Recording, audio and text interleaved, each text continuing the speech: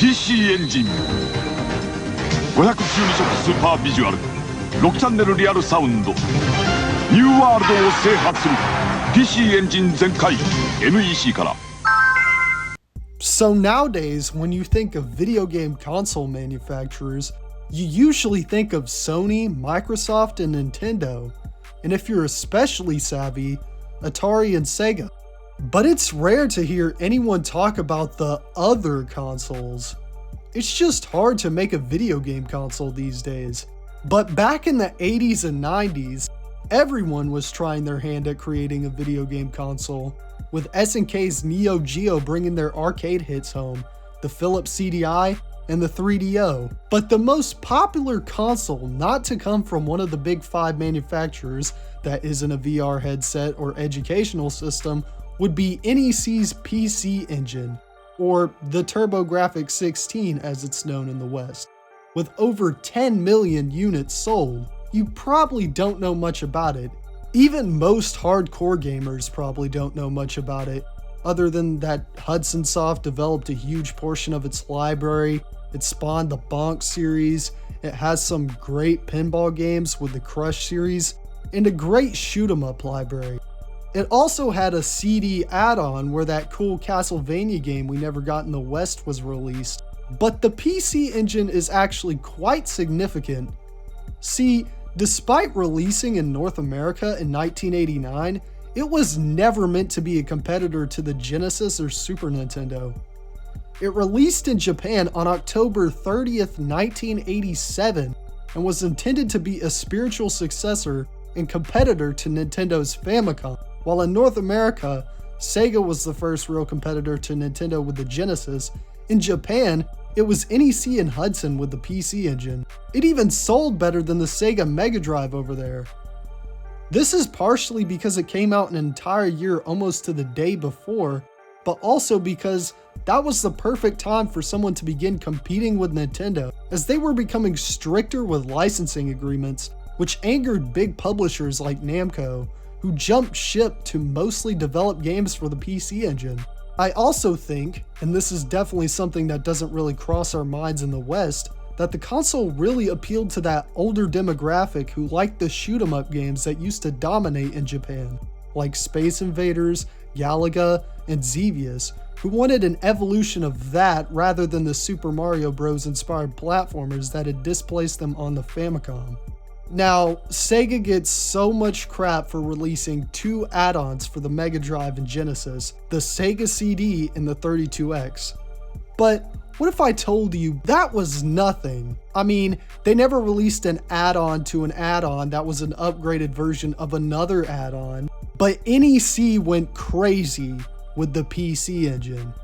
It first released on October 30th, 1987 in Japan as the PC Engine. Okay, pretty simple. It takes its name from NEC's line of PCs and uses the proprietary HuCard.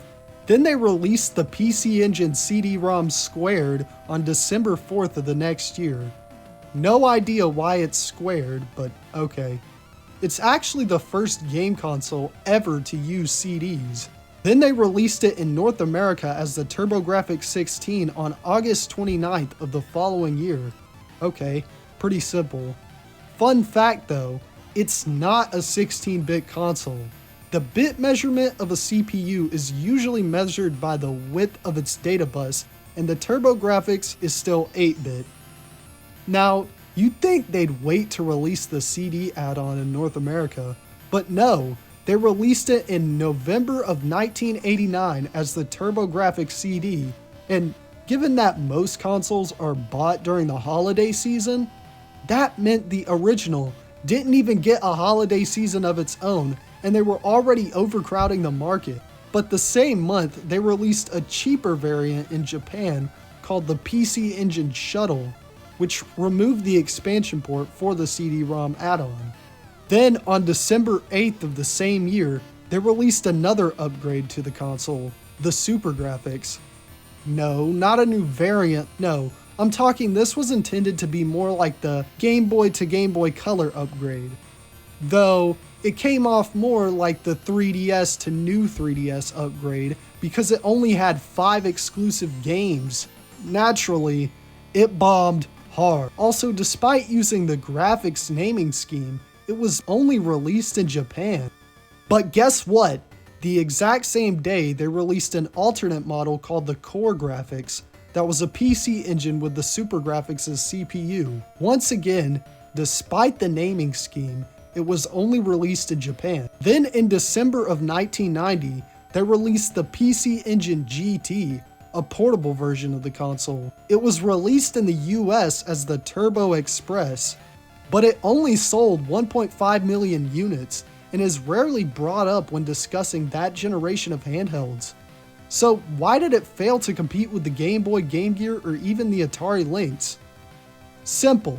It drained batteries far quicker than any of those systems and was way more expensive than the other handheld systems and not worth it for such an unknown brand. On June 21st, 1991, they released the Core Graphics 2, which was basically just a recolored Core Graphics without the Super Graphics as CPU. Confused yet? Then, on September 21st of that same year, they released the PC Engine Duo, a PC engine that had both a card port and an upgraded version of the CD-ROM squared called the Super CD-ROM squared, all in one. Then, on October 26th, they released the Super System Card, which would expand the capabilities of the CD-ROM squared to those of the Super CD-ROM squared. And finally, on December 13th, they released a Super CD-ROM squared unit, but on the same day, they released the PC Engine LT in Japan for what? That's basically $1,000. And this device didn't even come with any kind of AV output and required an adapter to even use the Super CD-ROM squared. The American version of the PC Engine Duo, called the Turbo Duo, was released on October 10th of 1992.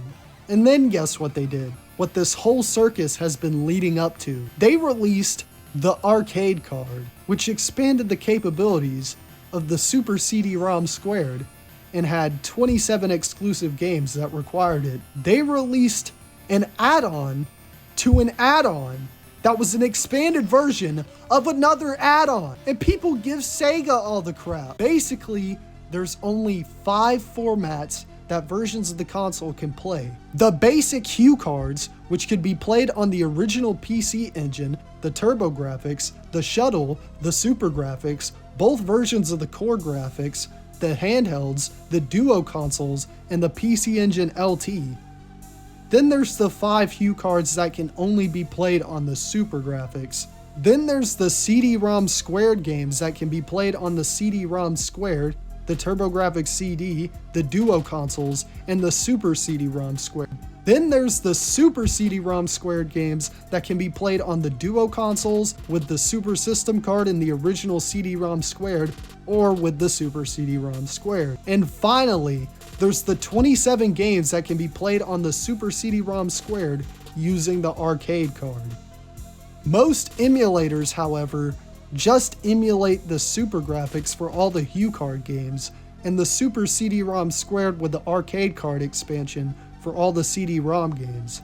After all of this, NEC would release the PC FX, which failed to gain an audience as it released at the same time as the Sega Saturn and PlayStation, but was nowhere near as powerful, and it looked heavier than the original Xbox.